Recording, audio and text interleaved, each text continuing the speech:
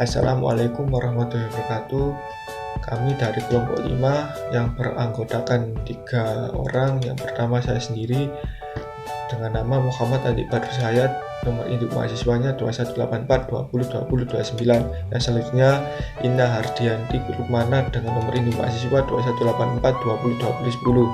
Yang selanjutnya Dwi Wanda Nur Hasana Fardianti dengan nomor induk mahasiswa 202060.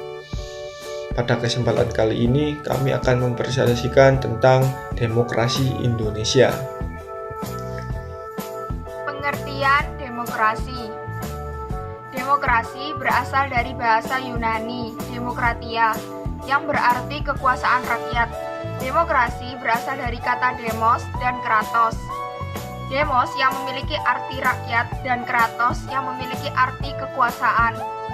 Menurut Kamus Besar Bahasa Indonesia atau yang biasa disebut KBBI, demokrasi adalah gagasan atau pandangan hidup yang mengutamakan persamaan hak dan kewajiban serta perlakuan yang sama bagi semua warga negara.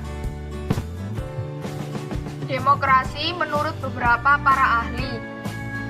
Yang pertama, menurut Montesquieu, kekuasaan negara harus dibagi dan dilaksanakan oleh 3 lembaga, diantaranya yaitu 1. Lembaga legislatif yang merupakan pemegang kekuasaan untuk membuat undang-undang. Yang kedua, lembaga eksekutif yang memiliki kekuasaan dalam melaksanakan undang-undang.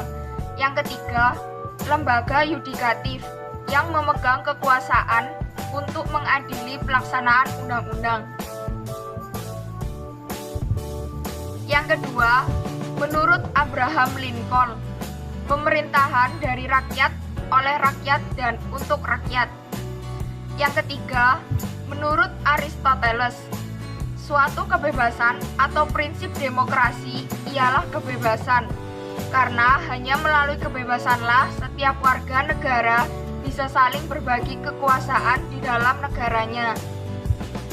Yang keempat, menurut Haji Haris Soce, suatu bentuk pemerintahan rakyat, karenanya kekuasaan pemerintahan melekat pada rakyat, juga merupakan hak asasi manusia bagi rakyat untuk mempertahankan, mengatur, dan melindungi diri dari setiap paksaan dalam suatu badan yang diserahkan untuk memerintah.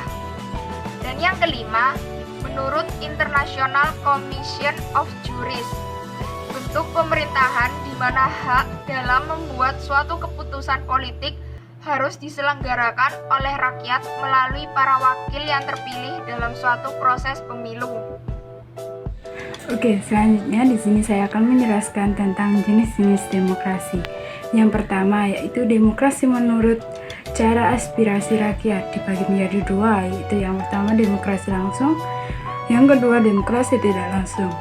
Demokrasi langsung merupakan sistem demokrasi yang memberikan kesempatan kepada seluruh warga negaranya dalam permusyawaratan saat menentukan arah kebijakan umum dari negara atau undang-undang. Yang kedua yaitu demokrasi tidak langsung merupakan sistem demokrasi yang dijalankan menggunakan sistem perwakilan. Yang kedua yaitu demokrasi berdasarkan prinsip ideologi, dibagi menjadi 3, yaitu yang pertama demokrasi liberal, yang kedua demokrasi rakyat, yang ketiga demokrasi Pancasila. Demokrasi liberal merupakan kebebasan individu yang lebih ditekankan dan mengabaikan kepentingan umum.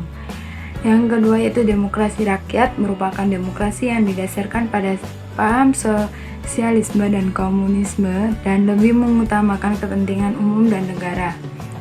Yang ketiga yaitu demokrasi Pancasila, merupakan demokrasi yang ada di Indonesia bersumberkan pada nilai-nilai sosial budaya bangsa serta berasaskan musyawarah mufakat dan memprioritaskan kepentingan seluruh masyarakat atau warga negara.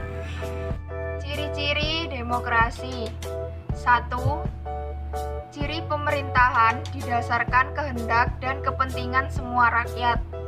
Kedua, ciri konstitusional ialah hal yang berhubungan dengan kepentingan, kehendak, atau kemampuan atau kekuasaan rakyat yang dituliskan dalam konstitusi dan undang-undang negara tersebut. 3.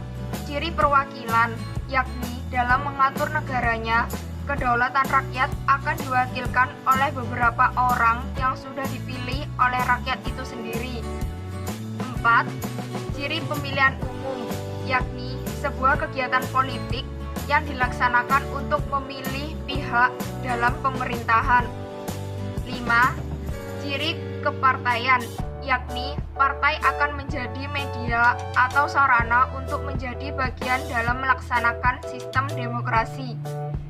6. Ciri kekuasaan ialah adanya pembagian dan pemisah kekuasaan. Dan 7. Ciri tanggung jawab ialah adanya tanggung jawab dari pihak yang sudah dipilih untuk ikut dalam pelaksanaan suatu sistem demokrasi. Oke, selanjutnya di sini saya akan menjelaskan tentang prinsip demokrasi. Yang pertama yaitu prinsip demokrasi sebagai sistem politik, yaitu meliputi yang pertama pembagian kekuasaan, yaitu kekuasaan legislatif, yudikatif, dan eksekutif. Yang kedua yaitu pemerintahan konstitusional.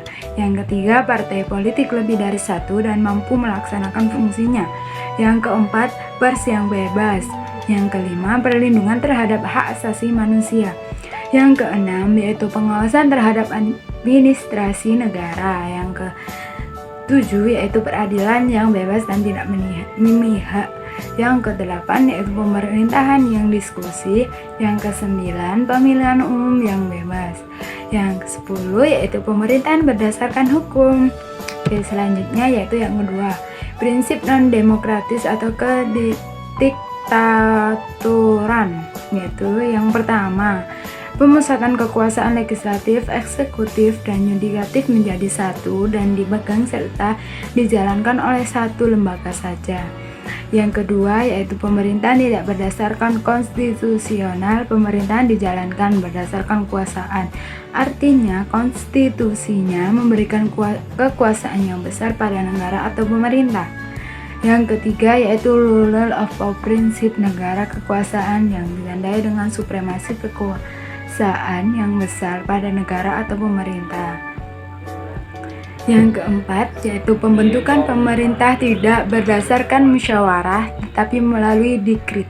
Yang kelima yaitu pemilihan umum yang tidak demokratis, artinya pemilihan umum dijalankan hanya untuk memperkuat keabsahan penguasaan atau pemerintah negara. Yang keenam yaitu manajemen dan kepemimpinan yang tertutup dan tidak bertanggung jawab. Yang ketujuh tidak ada dan atau dibatasi kebebasan berpendapat, berbicara, dan kebebasan pers. Yang kedelapan yaitu penyelesaian perpecahan atau perbedaan dengan cara kekerasan dan penggunaan paksaan. Yang kesembilan tidak ada perlindungan terhadap hak asasi manusia, bahkan sering terjadi pelanggaran hak asasi manusia. Yang ke-10 yaitu menekan dan tidak mengakui hak-hak minoritas warga negara Indonesia. Unsur-unsur demokrasi. 1. Adanya partisipasi masyarakat secara aktif dalam bermasyarakat, berbangsa, dan bernegara. 2. Adanya pengakuan akan supremasi hukum. 3. Adanya pengakuan akan kesamaan di antara warga negara.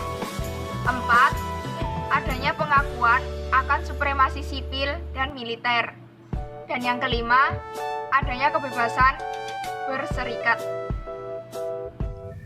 Fungsi demokrasi yang pertama, sistem politik yang memberikan kekuatan untuk memilih pemimpin rakyat dan pemerintahan secara bebas serta adil dalam pemilihan umum. Yang kedua, memberikan kebebasan bagi individu sebagai warga negara untuk dapat aktif berpartisipasi di dalam politik sebagai warga negara. Memberikan perlindungan. Yang ketiga, memberikan perlindungan kepada hak asasi warga negara. Yang keempat, menghasilkan sebuah aturan yang berlaku kepada semua warga negara tanpa ada pandang bulu.